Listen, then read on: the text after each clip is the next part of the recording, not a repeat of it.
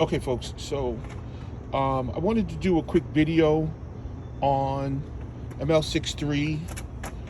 I worked on my cam adjusters, right? And the plates in the cam adjusters, I was getting that rattling noise that everybody talks about. It's a defect on the M156 engine.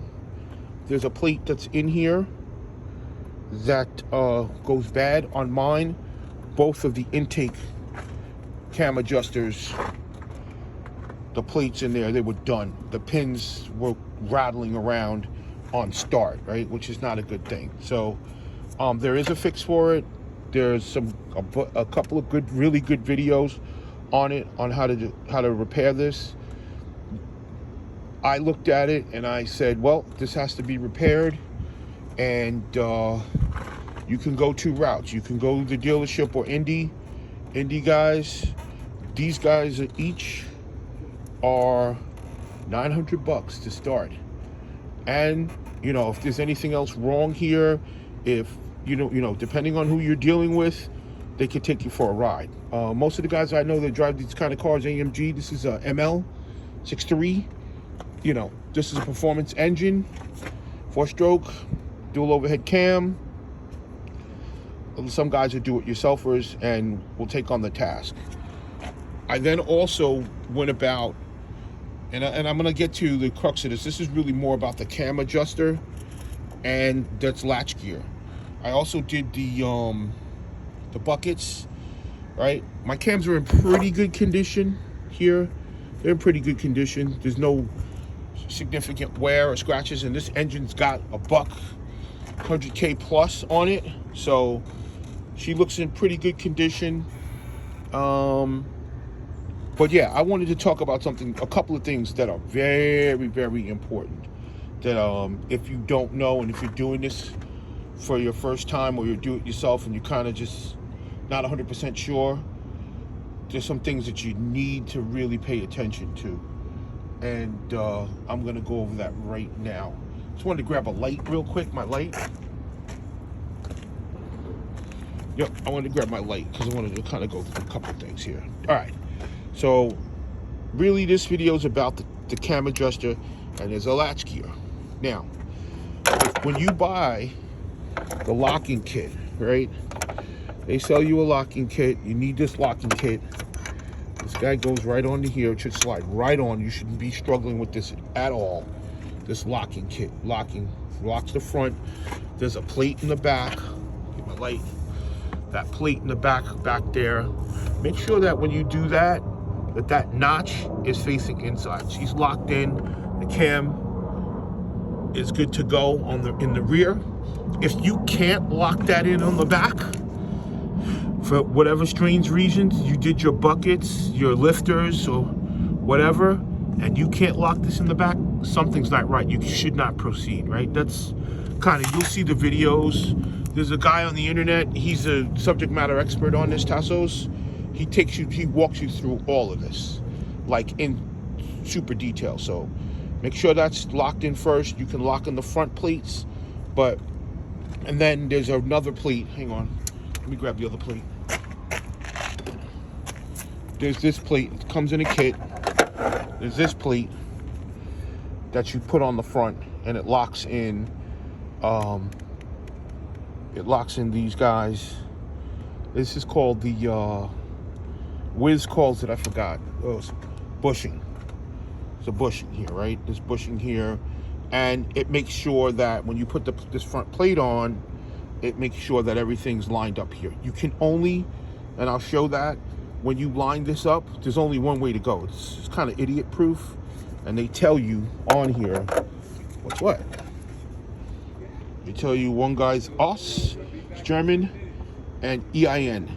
So intake, Aus, the U I remember is exhaust, and then the intake side, this guy goes in there. I'll show you that in a sec. But they also sell you, if you buy the right kit, this latch gear. This latch gear is kind of important, right? But I had a little twist to mine. This latch gear goes in the back of the cam adjuster. There's a hole there. That hole should be facing upwards, north from the engine bay, and it should be lined up with your part numbers, right? And even on the adjuster, right, they tell you who's who. This is ein intake, that's us exhaust, right? Now, why am I bringing this up? Because I made some errors here, right? And I want to make sure the next guy doesn't do it. Other thing you must make sure of, folks, that you're at top dead center. I don't know if you can see that. I got a mark there. Yep, that little red mark there. I don't know if you can see that. My light is helping us, or it's not. She's at top dead center, 40 degrees. The other thing that I did to just ensure, and I'm going to talk about that in a second, is I took out spark plug 1 here in cylinder 1. I stuck a long screwdriver in there, something like this. I stuck this guy in there. Spark plug's in there now, but I stuck it in. It goes all the way in. The spark plug's in. That's why it's not going all the way down. And as you turn, it's not going to harm anything. As you turn the crank, the harmonic balance of the crank, right? That's where the crankshaft is in the middle. As you turn, you'll see this thing go up and down. As you start to approach 40, top dead center, as you start, there you go, it's pretty good. 40, top dead center, you'll notice that the screwdriver starts going up, and as you get right to 40, she's at 1. That's how you know cylinder 1 is at top dead center. You're at 40 degrees, you're good to go. You can make the mistake if you're not paying attention. You rotate that crank 30, one time, the engine cylinders could be, everything could be upside down. Once you get this all lined up, you should rotate that crank twice. Once around, you'll notice that the part numbers here will not show up on one rotation, and we'll get into that. And then on your second rotation, you're now coming back up to 40 degrees, cylinder 1, etc., etc. So, wanted to make that clear. Don't make the distinction. If you don't know, it can be a little daunting, right? This is a high performance engine, and you really don't want to get into bending valves and all that, hitting valves on pistons and all that, because now you got major work to do. Car's not dead yet, but you got some work to do. Now, what was this all about? Now, getting to this latch gear.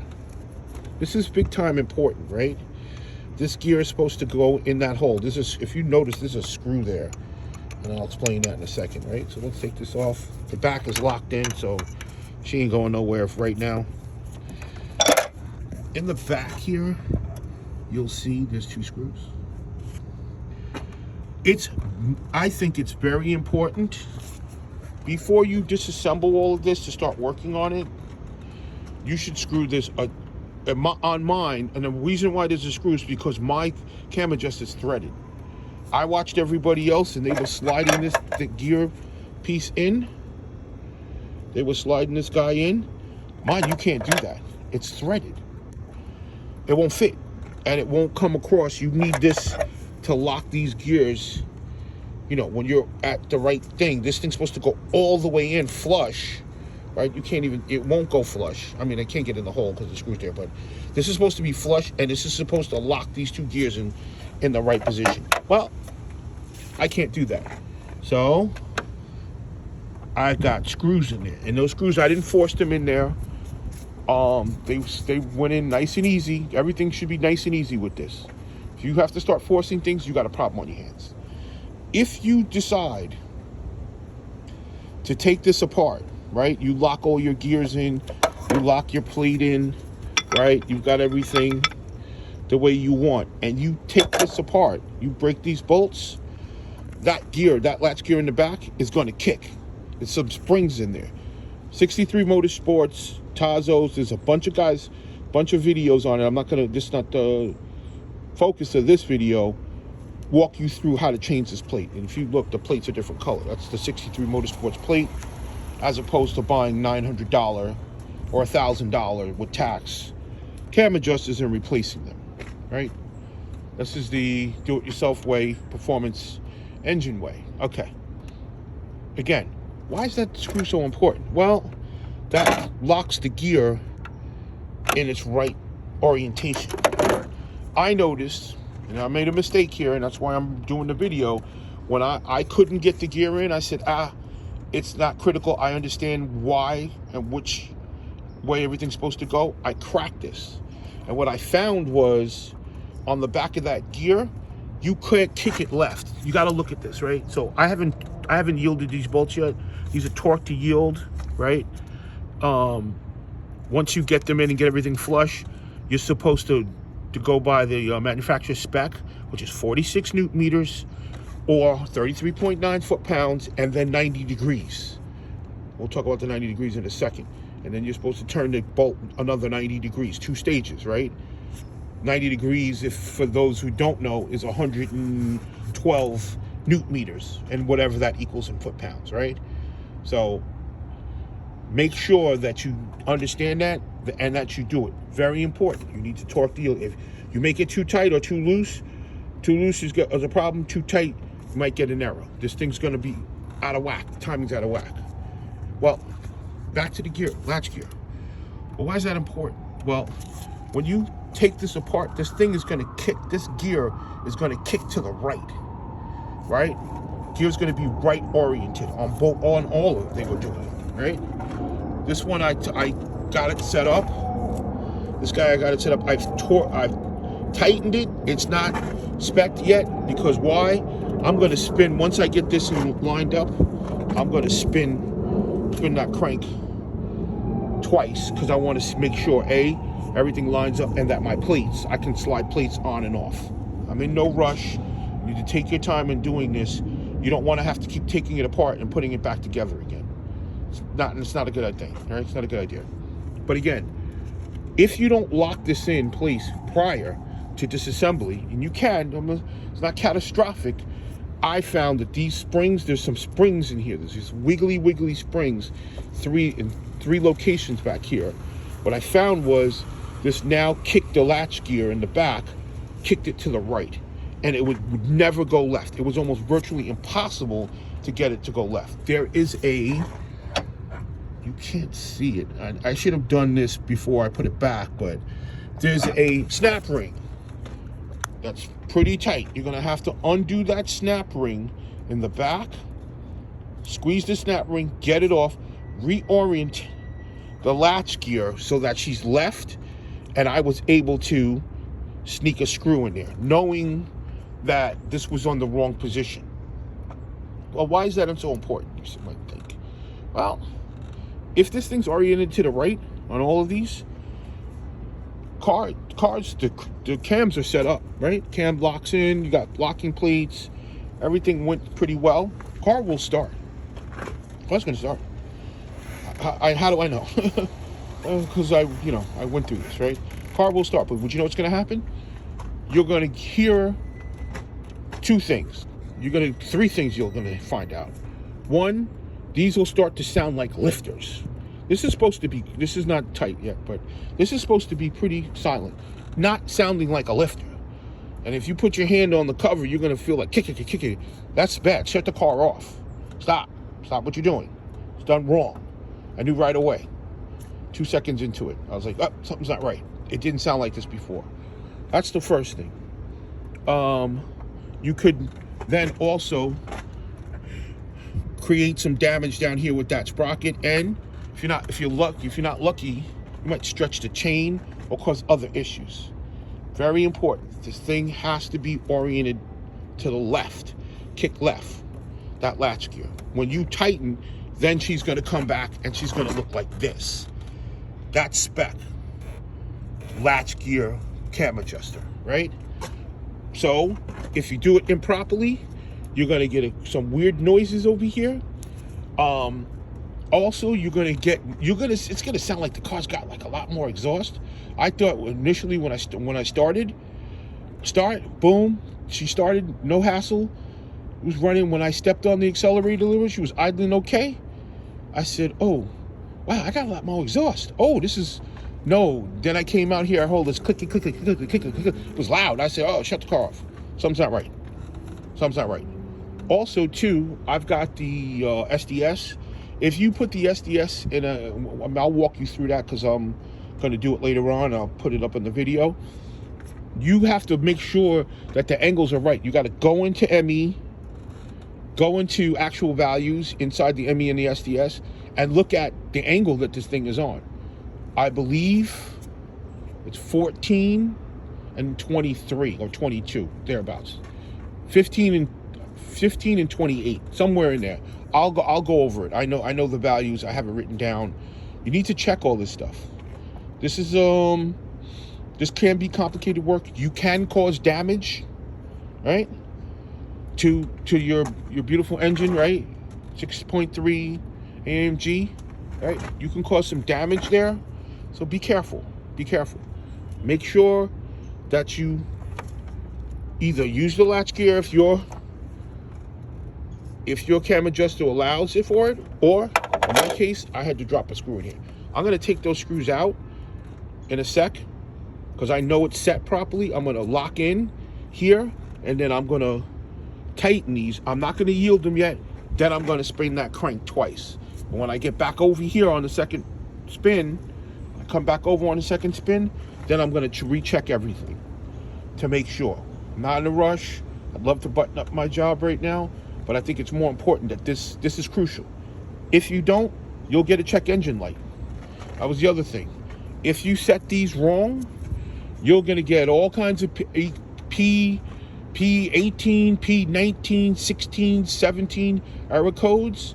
Cam adjuster is advanced. In my case, I got a check engine light after I shut the car off. I said, let me start it one more time. And as soon as on second start, a check engine light came up. So I said, uh-oh, it's definitely something's wrong. So I checked it.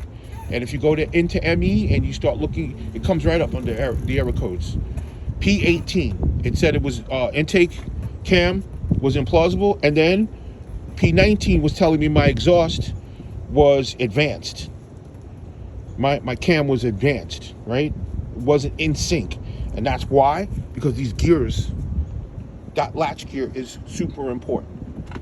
Tazos, guys on the internet, you can find him. His name's Tazos. He'll walk you through a full detailed explanation as to why.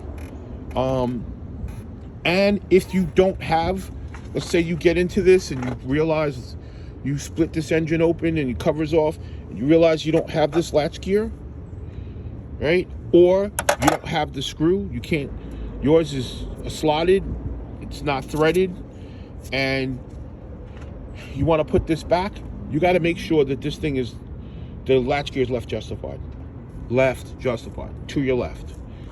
And then what has to happen back here is that sprocket down here, you probably can't see it, goes in between these guys here. The sprocket then slides in here. And as you tighten, it will be your final product. You'll hear some crunching, you'll hear some clicking and stuff, but I know this in spec because when I put it on, it looked like the other side she was kicked to the left justified. As I started to tighten here, I heard click, click, click, click, click, click, snap, snap, snap, boom. And she's in where she belongs. So again, also too with the cam adjuster, when you slide this on, right, this again, these are not all the way in just yet. I got a little bit of work to do here. You know, everything should be, the part number should be facing up, but this should be at like 10 o'clock, right? The screw here should be like 10 o'clock from the center, right? Same thing over here. Here it's 2 o'clock. From this guy, I'm looking at 2 o'clock at these guys, thereabouts, roughly 2 o'clock. That's how you know you're in the right position. And your part numbers are on the top, and your gear, your latch gear, here is at the top. You need to be able to get to it if you ever have to come in here and do anything. Very important. Again, latch gear with the cam adjuster, reassembled everything as per specs, as per the guys at 63 Motorsports and everybody else out there who was very helpful.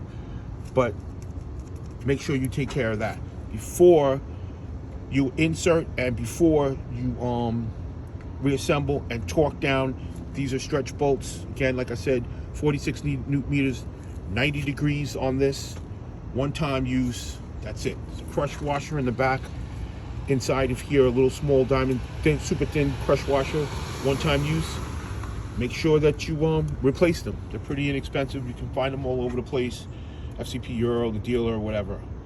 And best of luck. When I come back, I'm going to show you, after I tie everything down, I'm going to spin this crank, and everything should line up. And if it doesn't, make your adjustments as needed. And that's why I don't want to stretch these bolts just yet, just in case I have to take this apart, because I got to turn the cam. I shouldn't have to, based upon this plate. Where's my plate? This plate, I set this side already. This plate, solid gold. See how I dropped that plate in there? No struggle. You should not be struggling with anything here. This comes on right off. You can bolt it down into the block, the head rather. And in the back, if I stuck the plate would slip right in. So I'm getting ready to do the same here. But first things first, I got to get these screws out, because if I go to attempt to start torquing this down and putting this plate on, I'm not going to allow for these gears to line up. And that's very important. The car will notice. One other thing too, before I forget. These guys in the front here, there are some rings here. These rings are very important. They affect your timing, right? And you should take good care to make sure that they're in there. On this one, when I disassembled it for the first time, the rings were snapped. I have them, they're broken into pieces. I'm waiting for, this is very important. I would not reassemble this without these rings on here. This can affect timing. You might get a code here. This one is in shape. These two broke. I'm going to replace them. They're not. Mercedes has disconnected this pilot bushing. That's what this was called. This is called the pilot bushing. I forgot the part number. It's 156 520 0405 and 0505 or something like that. Yeah, 156 520 0450 is this pilot bushing. Those rings, good luck finding them. Mercedes discontinued this part. I looked all around the earth. I think I found a guy out in Europe who might have them, and I'm waiting for him to send me those. But if those things break, just don't assume that I'll do without it. You're gonna need it. But good luck trying to find those things, because I don't know. And if anybody knows, please hit me up and let me know, because they're big time important. And reassembly, you should not reassemble without it. So let's just see. I'm gonna get back to work here. Just wanted to really talk about, because everybody talks about everything else here, and it's pretty straightforward, understandable for the most part. But this part is critical, and if you don't understand it, or if you do it improperly, you're gonna have problems. You're gonna have some issues. And if you drive around, I don't suggest, if you hear those things that I experienced, right? Loud. It wasn't like something was broken, but it was louder than normal. I was like, whoa. If you experience that, I don't suggest you continue driving the car. Shut the car off right away and double check your work. So let's just see. We'll be back in a minute. Thanks.